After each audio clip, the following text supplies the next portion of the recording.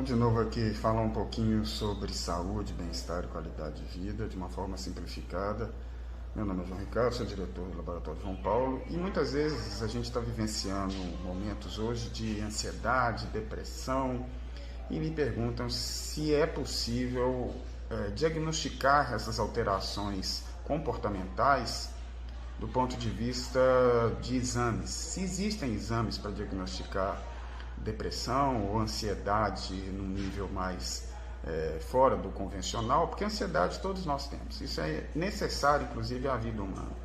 Mas quando já chega a atrapalhar as nossas atividades, nosso raciocínio, nosso equilíbrio, já é algo realmente de se investigar e procurar um tratamento adequado, porque está afetando sim a nossa saúde.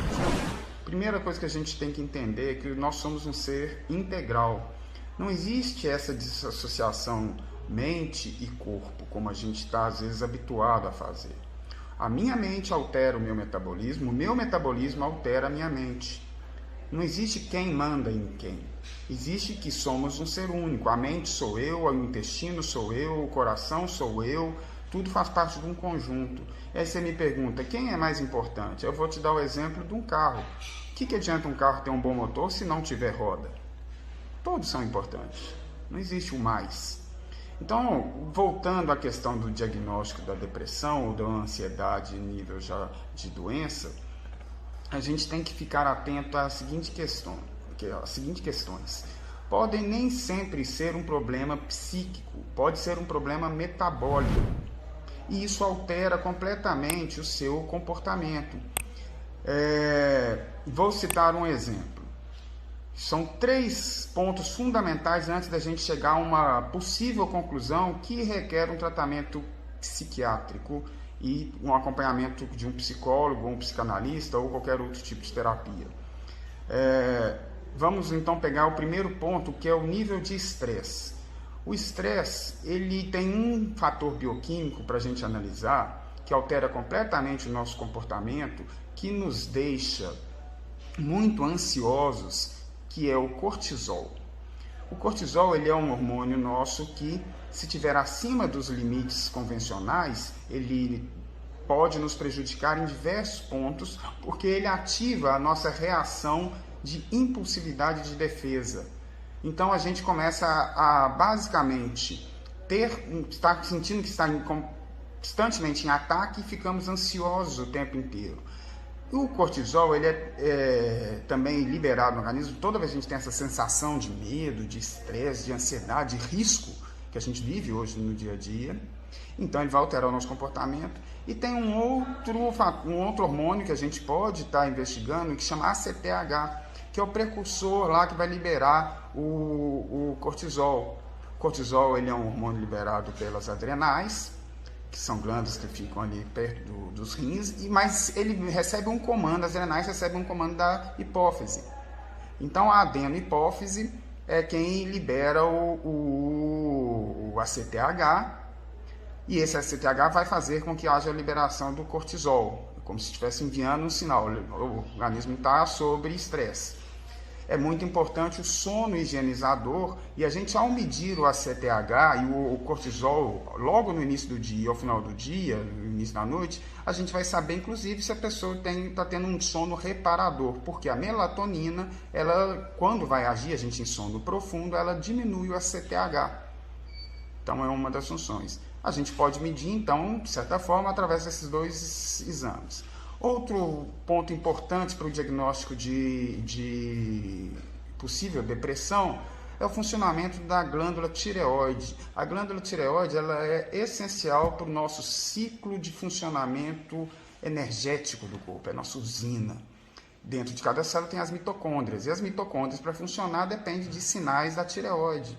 A tireoide ela é basicamente também regulada pelo TSH, que é um hormônio também vindo da hipófise, e na tireoide é produzido 2 hormônios, o T3 e o T4.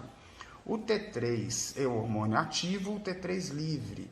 Só que esse T3 livre, para ele ser ativo e poder gerar energia na nossa célula, propiciando a geração ATP nas mitocôndrias, e uma mitocôndria saudável, é importante que haja ferro no organismo. Então a gente tem que medir se esse T3 livre, primeiro, está tendo nível adequado de TSH, segundo, se o T3 livre está convertendo em T3 reverso, que é um T3 inerte, para efeito de gerar energia. Pelo contrário, ele existe para poder evitar que a gente gaste energia, bem como se a gente tem níveis adequados de ferro no organismo, e o exame que mede isso é a ferritina, porque se não tiver ferro não vai adiantar, você vai medir, está tudo ok, mas não está sendo aproveitado pelas mitocôndrias. E aí um estado de hipotiroidismo. Hipotiroidismo causa uma sensação de letargia, depressão, desânimo, mal-estar, fraqueza, falta de energia geral, sintomas típicos da depressão. Como o hipertiroidismo causa um excesso de ansiedade, perda de peso, está ligado o tempo inteiro, estresse. Então, são duas situações extremas que podem identificar também se a situação de depressão ou de ansiedade não é por um problema tireoidiano. Depois nós vamos até o intestino. O intestino, ele produz 90% da nossa serotonina. A serotonina é o hormônio responsável por fazer a ligação entre um neurônio e outro, que a gente chama de sinapse. Então ele é um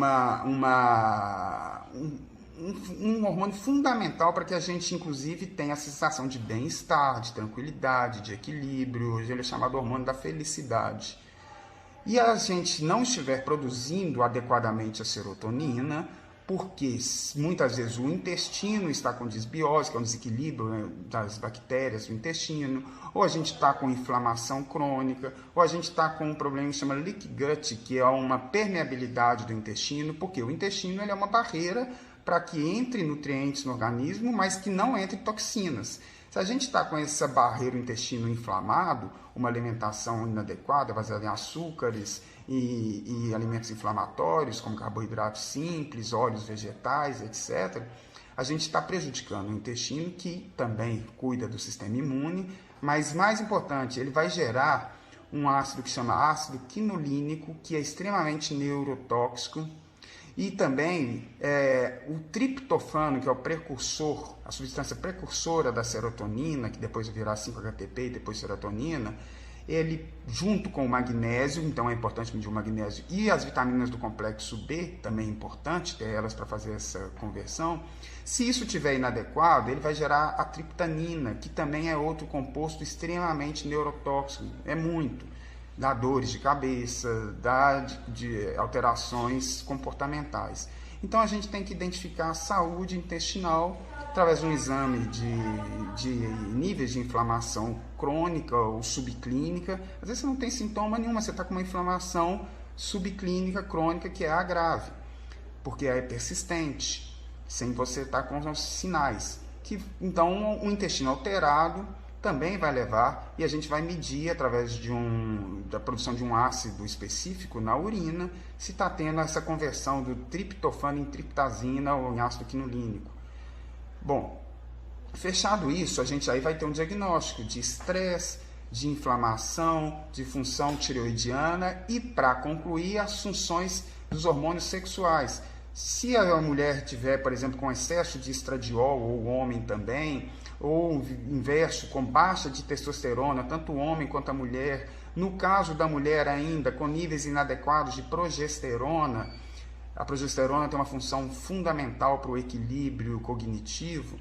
Se esses hormônios estiverem alterados, vai dar sintomas típicos de depressão, letargia, desânimo, falta de libido, falta de vontade de fazer as coisas, falta de energia. Então a gente arremata com esses 4 itens: hormônios sexuais, inflamação intestinal, função tireoidiana e nível de estresse.